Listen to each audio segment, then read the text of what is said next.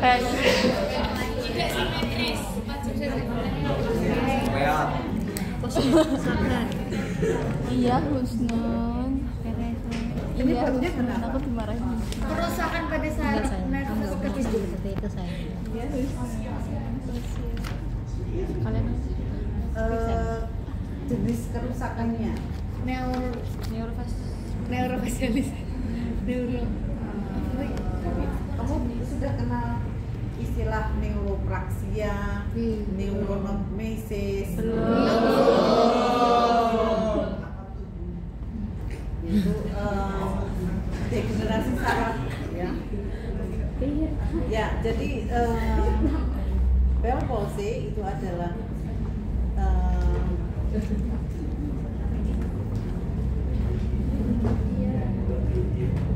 kasus Bell palsy adalah suatu kasus yang menimpa pada otot wajah di mana penyebabnya karena impuls sarafnya itu terblokir. Ya, biasanya diduga penyebabnya itu adalah kronis radang yang ada di sekitar telinga. Ya, di sini tempat keluarnya nervus facialis atau nervus 7, tapi perifer. Ya. Ada yang pusat, ada yang perifer, tapi yang terkena itu adalah perifer hingga menyebabkan kelemahan maupun kelumpuhan separuh wajah. kamu tekan ini Anda. Kelumpuhan separuh wajah itu kalau terkena ya kelemahan atau kelumpuhan enggak lemah itu berarti otot-ototnya menurun tapi masih ada kekuatan otot ya. Kekuatan ototnya kan kita nilai dengan 1, 2, 3, 4, 5 ya. Kalau paresis itu kelemahan itu kemungkinan kalau dinilai otot-ototnya masih ada nilainya 1, entah 2, entah 1. Tapi kalau kelumpuhan itu nilainya 0. Otot-otot nilainya 0. Masih ingat otot-otot wajah? Masih frontalis, nasalis, zigomatikum, Orbicularis oris mentalis. nasalis. Ya. Kemudian kira-kira fungsinya kalau frontalis itu apa? Mengerukkan dari Mengangkat alis juga. Kemudian kalau untuk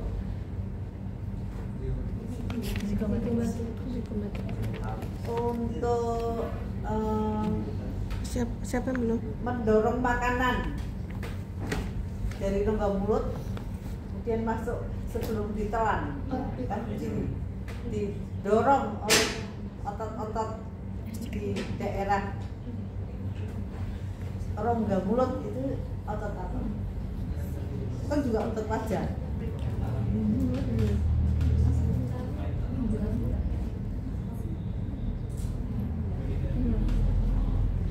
Zigomatikum. Masseter. Masseter. Kenapa kok Anda kalau makan kan mesti mengunyah, dia harus mengunyah dulu setelah lembut, kemudian ditelan.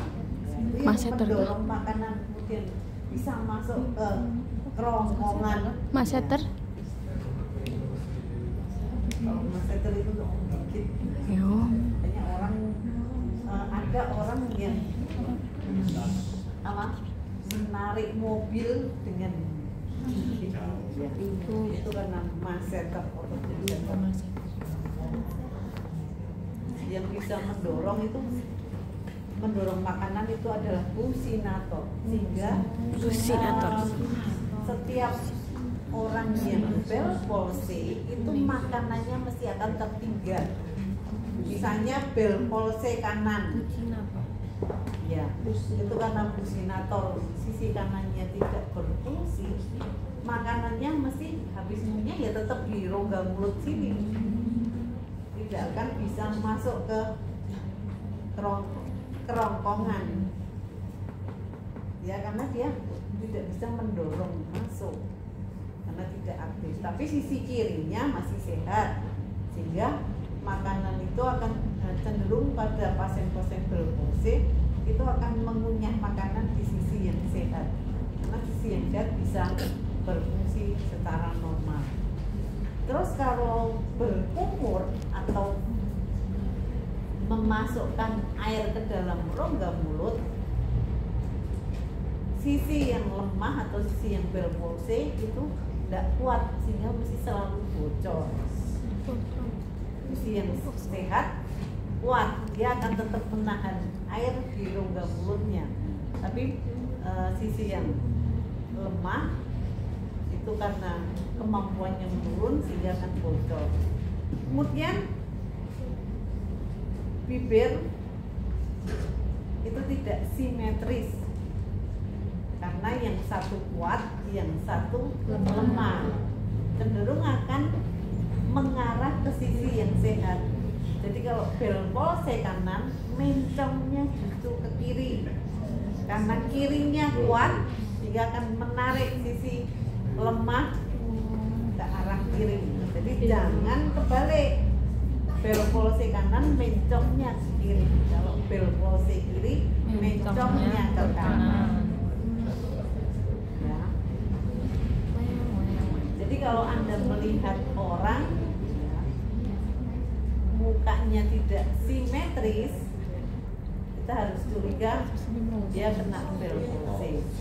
Untuk meyakinkan apakah dia bel polse kanan atau kiri, cukup dengan disuruh ngangkat alis. Bisa enggak? Nanti yang bel polse mesti nggak kuat ngangkat alis. Kemudian juga menutup mata. Kalau pada sisi yang bel polse, dia akan tidak menutup mata rapat-rapat atau matanya masih terbuka. Tidur juga matanya terbuka. Iya. Makanya pada pasien bel polse itu berisiko untuk terkena infeksi mata. Karena kan kena debu, kena ini, karena nggak bisa nutup. Kalau orang normal kan begitu ada debu, kena angin langsung nutup mata. Tapi pada orang bel polse karena nggak mampu nutup mata, ya berisiko untuk terkena infeksi. Ya. Bel polse itu 80% bisa sembuh sendiri, tapi 20% itu harus dibantu dengan terapi. Ya, kalau pasien datang kan kita nggak tahu apakah dia masuk yang 80% atau yang 20%, sehingga yang mesti setiap pasien datang yang mesti harus ditangani dengan baik. Ya, kalau dia masuk dalam golongan yang 80%, ya dengan diterapi itu akan semakin memudahkan atau semakin cepat sembuh. Ya, tapi kalau 20% nggak dia papain, maksudnya nggak diberikan terapi, mungkin kelumpuhan itu akan menetap. Ya, jadi kalau kita terima pasien di rumah sakit, jangan sampai bilang, Bu, pulang aja, ini akan sembuh sendiri. Salah. Ya, tidak etis. Ya, orang datang minta pertolongan, yang mestinya harus kita layani dengan sebaik-baiknya. Karena kita nggak tahu apakah dia masuk yang 20% atau 80%. Biasanya pasien bel polse itu akan datang ke rumah sakit, ditangani di poliklinik umum, kemudian akan dirujuk ke polisaraf. Ya. Karena itu bagian dari penanganan dokter ahli neurologi. Kemudian oleh dokter ahli neurologi biasanya akan diberikan obat-obatan medis Selain itu juga merujuk ke fisioterapi. Peran fisioterapi itu apa? Ya, sebenarnya kalau penyebabnya sampai sekarang memang enggak idiopatik, itu artinya penyebabnya tidak diketahui dengan jelas. Ya, idiopatik. Ya, sehingga ya ini hanya dugaan, belum dibuktikan secara penelitian, ya, sehingga pasien-pasien Bill-Palsy itu kenapa kok bisa jadi Bill-Palsy itu karena tadi adanya radang di daerah sekitar telinga, kemudian memberikan blok pada impuls sarafnya, sehingga sarafnya akan impulsnya terhenti, ya, menyebabkan otot-ototnya tidak, atau karena tidak ada impuls saraf, berarti kan tidak ada perintah untuk kontraksi, ya, sehingga lumpuh atau layu. Ya.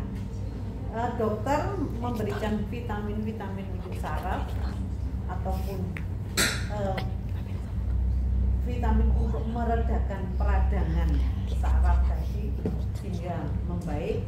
Kemudian fisioterapi perannya adalah karena selama dia terblokir impuls sarafnya kan tidak ada gerakan. Ya, fisioterapi tujuannya adalah untuk memelihara fisiologis otot yang tadi tidak aktif tadi. Ya, diharapkan kalau nanti blok impuls sarafnya kembali lagi, dia akan bisa berfungsi dengan baik. Tapi kalau didiamkan saja, mungkin otot-ototnya kan tidak pernah aktif, ya. Pada saat impuls sarafnya mulai kembali, ya, mungkin tidak sebagus gerakannya pada saat mulai timbul impuls saraf, gerakan yang ada karena tidak pernah bergerak selama lumpuh, ya, itu kembali gerakannya menjadi tidak sebagus pada sebelumnya. Sehingga di sini fisioterapis memberikan intervensi yaitu berupa masas. Kemudian yang kedua adalah latihan gerak pasif selama pasien tidak bisa melakukannya secara aktif. Pasif itu yang mestinya dibantu dengan jari, ya, misalnya angkat alis pada sisi yang masih lemah dibantu dengan jari, ya. Latihan sebenarnya paling bagus ya di depan kaca, sehingga bisa melakukan atau bisa mensimetriskan gerakan antara sisi lemah dan sisi yang sakit. Ya, nanti setelah blok impuls sarafnya kembali lagi, berarti gerakan akan otomatis dengan kembali baik seperti sebelum kena Bill-Palsy. Ya, biasanya penyebabnya itu karena kena paparan AC atau kena paparan kipas angin pada satu sisi. Ya. Jadi seperti contohnya tidur kemudian kipas angin pada sisi kanan secara terus-menerus, ya, itu bisa menimbulkan peradangan pada sisi kanan sehingga akan timbul Bill-Palsy. Zaman dulu itu bis umum itu kan tidak ber-AC, sehingga ya, jendelanya itu bahkan rata-rata orang yang naik bis kalau kepanasan mereka akan membuka jendela, kan yang terpapar angin hanya satu sisi, sehingga banyak orang kena Bill-Palsy gara-gara itu. Bisa juga tidur di lantai pada saat musim dingin dan tidurnya miring, hanya satu sisi yang kena dingin. Itu yang memicu untuk terjadinya Bell palsy. Prognosisnya sebenarnya bagus. Kalau yang masuk 80% yang sembuh itu bisa kembali normal. Tapi ada yang masuk 20 tidak tertangani secara baik, itu biasanya terjadi simetrisan ke wajah. Mungkin ada sisa ketidaksimetrisan itu sedikit, misalnya mulutnya kalau biasa nggak apa-apa simetris, tapi kalau senyum mungkin yang lumpuh dulu itu gerakannya mungkin kurang luas dibandingkan dengan sisi satunya. Ya, kemudian menutup mata juga tidak semua pada sisi satunya seperti itu. Ya, untuk penata laksanaan masasnya, pertama diberikan efloret pada otot-otot wajah baik sisi sakit maupun sisi sehat, sisi lumpuh maupun sisi sehat. Kemudian dilanjutkan dengan kneading pada sisi yang sehat. Kenapa? Karena otot-otot sisi yang lumpuh itu kan ketarik mengumpul pada sisi yang sehat, sehingga sisi sehatnya perlu diberikan kneading. Sedangkan pada sisi yang lumpuh kita berikan stimulasi, tamu temen tapi yang khusus tapping, ya, karena yang tapping yang paling tepat untuk otot-otot wajah. Kemudian diakhiri dengan efloret kedua sisi. Jelas? Jelas, Bu. Oke. Ada yang mau ditanyakan? Nanti akan kita praktekkan. Kemudian kasus yang berikutnya adalah tendinitis kronis. Tendinitis kronis itu peradangan tendon yang kronis. Kalau tendon meradang akut itu dengan istirahat, dengan minum obat itu selesai, artinya sembuh. Tapi kalau tendinitis kronis itu pada saat terjadinya sudah kronis, itu pembuluh darah pada daerah yang meradang itu sirkulasinya tidak bagus, sehingga walaupun sudah minum obat berkali-kali, obat tidak akan sampai pada daerah yang meradang, ya, sehingga ya tetap aja nyerinya masih dirasakan.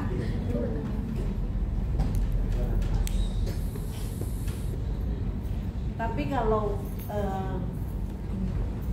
walaupun minum obat berkali-kali, tetap nyerinya masih, tendinitisnya masih atau peradangannya masih saja ada.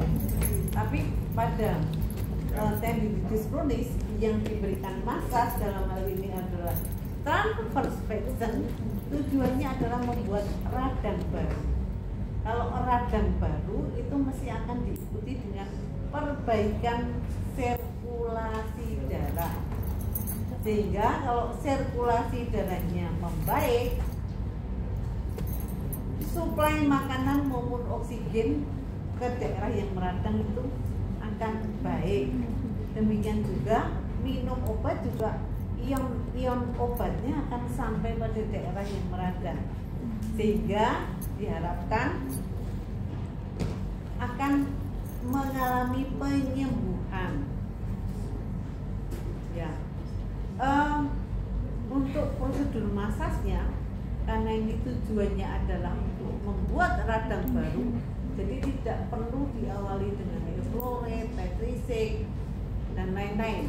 Jadi langsung pengaplikasian transverse flexion pada daerah yang meradang tadi. Ya, contoh kasusnya kan epicondylitis lateralis, kemudian tendinitis kronis supraspinatus.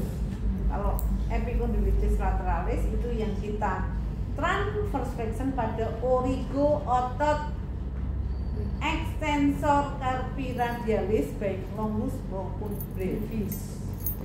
Kalau tendinitis supraspinatus, tendinitis kronis supraspinatus itu transverse flexionnya di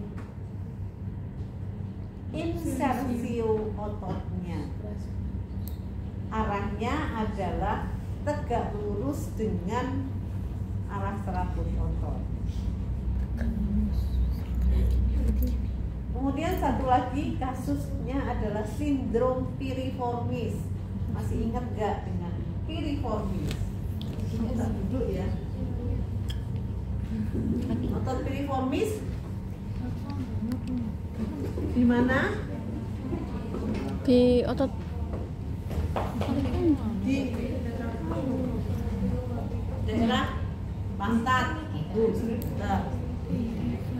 Persisnya di mana? dari sakrum sampai ini trokantrum main.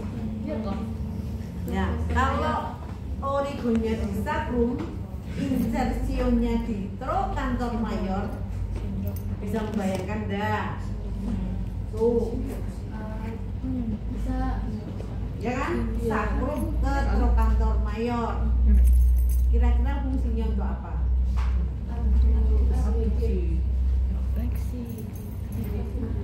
ABD. Kamu sama ABD. Sama. Senengannya kok idem. Kalau keliru enggak? Kalau betul nggak apa-apa. Idem itu betul Rotasi eksternal Pak. Eksorotasi atau eksorotasi. Eksorotasi panggul. Bu dilihat. Ya, sakumnya kan di sini, kemudian dia akan trochanter mayor di sini. Ya. Ototnya kan melintang dari sini ke sini. Kalau ABD kan mesti ototnya ada di sini. Kalau ini kan dari belakang, berarti kan mesti bergeraknya keluar ini. Eksorotasi. Ya fungsinya mengalami pemendekan. Ingat, pemendekan berarti kan harus diulur, ya kan? Ngulurnya ke arah mana? Endorotasi bagus. Kebalikan dari fungsinya. Ceritanya gini, kalau otot piriformis itu sebagian besar orang itu akan ditembus atau dilewati nervus ischiaticus. Kalau sampai piriformisnya itu tegang atau memendek, berarti kan akan memberikan dampak ke nervus ischiaticus. Ini kalau spasme kan mesti kan akan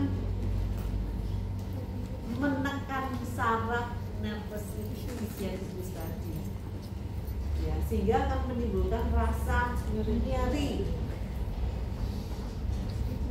Tandanya itu adalah rasa nyeri dari pantat sampai menjalar ke tupai bawah. Orang kalau nyeri apalagi menjalar kan mesti merasakan gak enak, ya mesti akan nyari pengobatan. Ya. Cara ngeceknya adanya sindrom piriformis itu adalah dengan mengulur otot piriformis. Tapi kan harusnya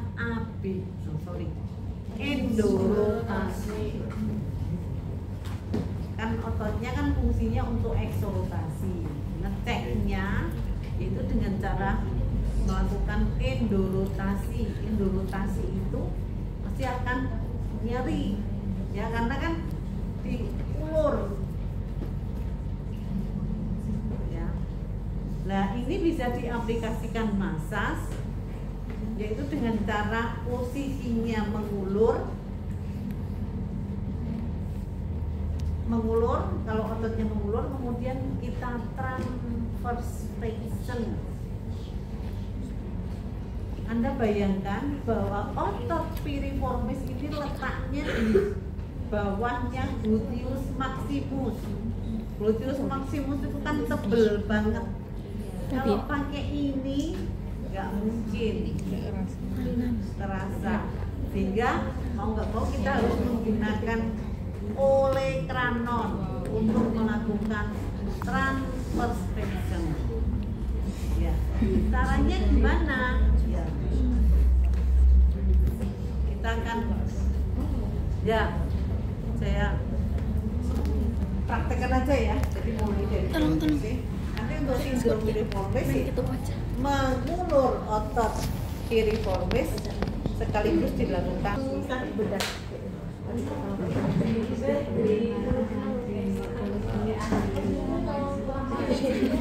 Dikasih bedak dulu biar kayak mochi.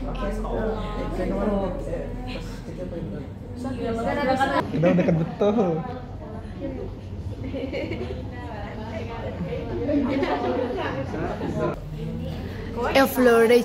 Effleurage ya guys.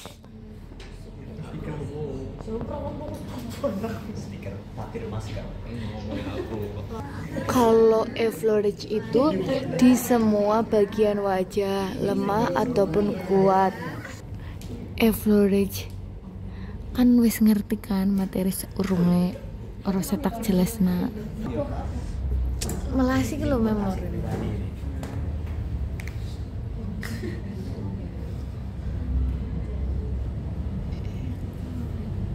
3-4 kali pengulangan ya, Bu?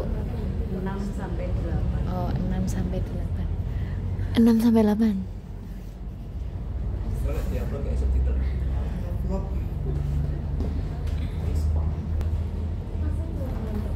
Hidung guys. Tuh. 6-8 kali pengulangan. Kalau yang hidungnya pesek gampang. Kalau yang mancung hidungnya pesek, kembang kempis.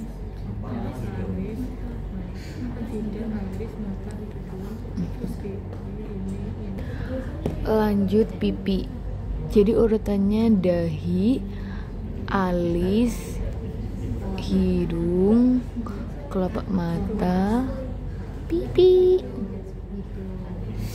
Sekarang pipi ya guys, yang lagi di effleurage. Sepertinya dia sangat relax. Wow.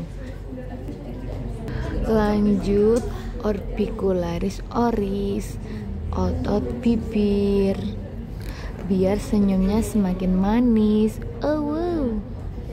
Lanjut yang terakhir effleurage otot mentalis. 6-8 kali.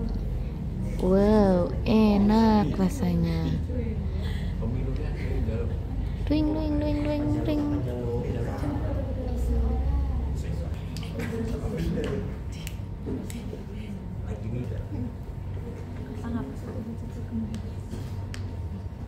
Kemudian diulang guys effleurage-nya. Kalau tadi dari atas ke bawah, sekarang dari bawah ke atas. Materinya sama kayak effleurage yang sebelumnya, kalian pasti udah paham kan? Tidurlah, selamat malam, lupakan sajalah aku. Itu harus diberikan tapping. Ini bel palsi kanan. Sebelah kanan dikasih tapping. Sisi lemah dikasih tapping.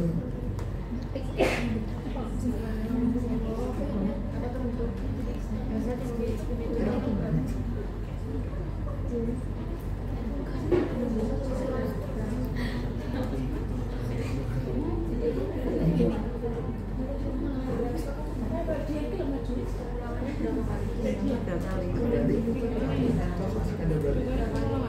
Kemudian sisi kiri diberikan kneading. Sisi kiri dikasih kneading. Sisi kiri itu sisi yang sehat. Apa? Sisi yang sehat ya.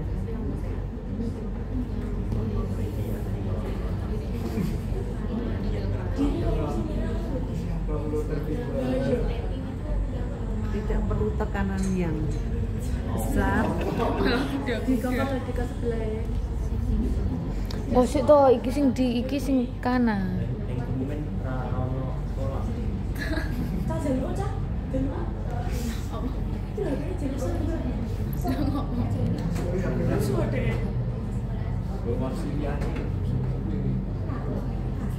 Sit guys, pada komen.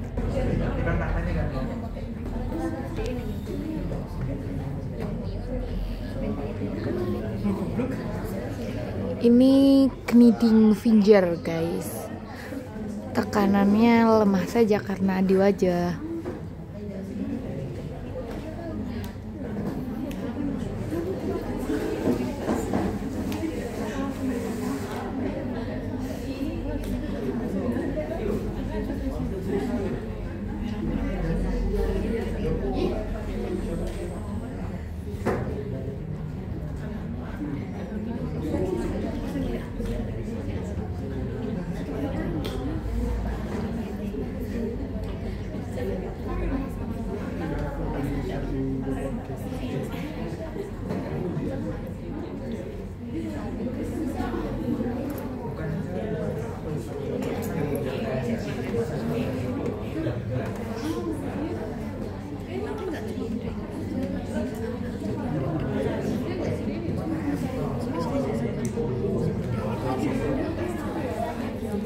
Ini untuk ototnya yang di kneading juga urut ya guys, kayak F-Lorage tadi.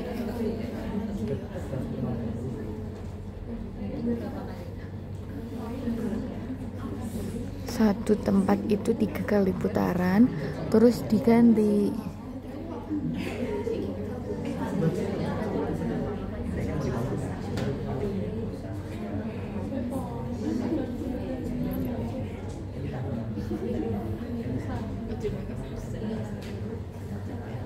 Ya, Setelah selesai di F-Lorage lagi guys. tadi sama 6 sampai 8 kali. 6 sampai 8 kali.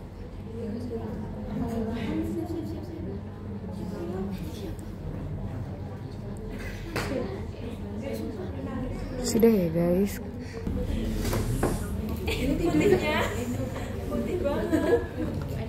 Ini kasusnya epicondylitis lateralis.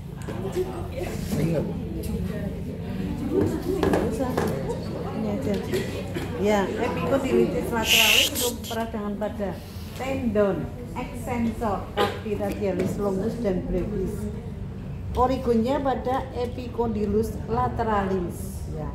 Kemudian arah transverse flexionnya adalah melintang atau tegak lurus otot. Ototnya dari sini menuju ke sini, ya, hingga arahnya mesti ke atas atau ke bawah. Kamu menekan pada satu arah saja, kalau ke atas dengan penekanan, ke bawah tanpa penekanan, atau sebaliknya ke atas tanpa penekanan, ke bawah dengan penekanan. Mesti itu. Ya, jadi dengan tekanan tanpa tekanan, dengan tekanan tanpa tekanan, dengan tekanan tanpa tekanan, sampai 20 kali. Kemudian ini bisa juga dilakukan di distal dari epicondylus. Itu adalah pada sendi humeroradialis. Ya, kamu dari epicondylus kemudian geser ke distal dikit, kamu rasakan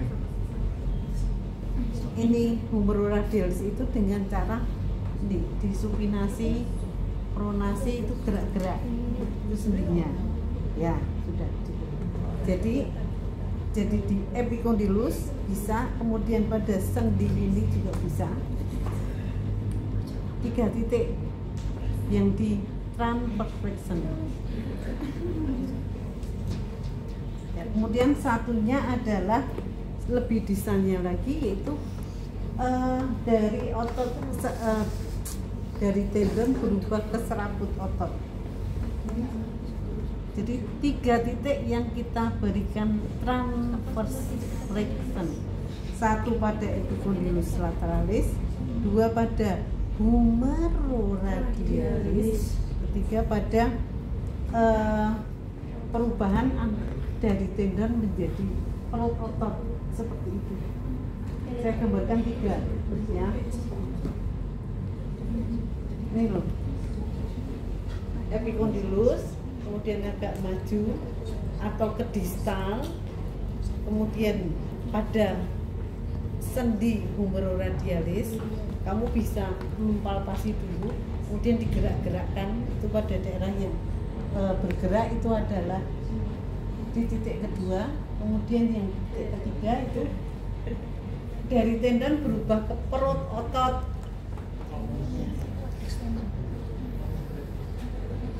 Jelas? Titik 1 epicondylus lateralis, titik 2 humeroradialis, ketiga itu perubahan tendon menjadi otot. Kasusnya ini tendinitis lateralis atau extensor carpi radialis longus dan brevis. tendinitis extensor carpi radialis longus dan brevis. Kalau tendinitis supraspinatus, tendonnya akan ada di tuberculum maius. Cara nyari tuberculum maius itu pas di depan, kemudian depan humerus, atas kira-kira palpasi sini, kemudian di pasiennya digerakkan lengannya, adduksi. Nih pada daerah yang bergerak itu tuberculum maius. Ya, ini di sini. Jadi ototnya itu dari belakang ke sini. Berarti arah transverse flexionnya, ini misalnya tendonnya ke sini, berarti arahnya harus tegak lurus dengan ini. Ya, seperti ini. Kamu bisa memberikan transverse flexion di tuberculum maius ini, arahnya ke atas lateral atau bawah medial. Jadi arahnya ke atas lateral atau ke bawah medial. Tuberculum maius humerinya. Tepat di tuberculum maius humerinya. Ya, arahnya bisa ke sana atau balik ke sini. Jadi kalau tekanan ya, misalnya turun dengan tekanan, kembali tanpa tekanan, turun dengan tekanan, sakit kan? Ya, seperti ini. Sakit, mesti transverse flexion itu sakit. Ini untuk tendinitis kronis supraspinatus. Enggak. Langsung tanpa evaluasi. Ada pertanyaan? Ya, kemudian dipakai bajunya. Penata laksanaan masas dengan cara tendinitis piriformis. Ya, misalkan yang kena masalah piriformis kanan, miring kiri, ya. Kemudian ini piriformis kanan. ulur ke tarik. Biar sebelum terlentang dulu ya. Jadi kalau piriformis kanannya yang memendek, ini harus diulur ke arah bahu kanan. Coba arahkan ke bahu kanan ya. Kiri. Ya, demikian juga sebaliknya. Kalau yang memendek piriformis kiri, ini akan diulur ke ya, arahkan ke bahu kanan. Ya, ini misalkan yang bermasalah piriformis sisi kanan, posisinya miring ya, kemudian ini arahkan ke bawah. Nah, terus kita mempalpasi di daerah ini adalah sakrumnya kan tadi kan orang itu aneh mestinya ke sini ya, coba miringnya ke sini. Palpasinya guys, Ini sakrum ya kan, kemudian di sini trochanter mayor, sakrum trochanter mayor. Ini cari titik tengahnya. Kalau seperti ini berarti titik tengahnya di sebelah sini ya. Kemudian kita transverse flexion, kalau pakai ini kan nggak akan terus ya. Jadi ini arahnya kemana? atas itu. Atas bawah itu ke sana sini ya. Jadi pakai ini friction ke atas dan ke bawah. Nanti rasanya aneh ya, kamu praktekkan sendiri. Ada pertanyaan? Trochanter mayor titik tengah itu yang tempat kita transverse flexion menggunakan ini. Ya, udah.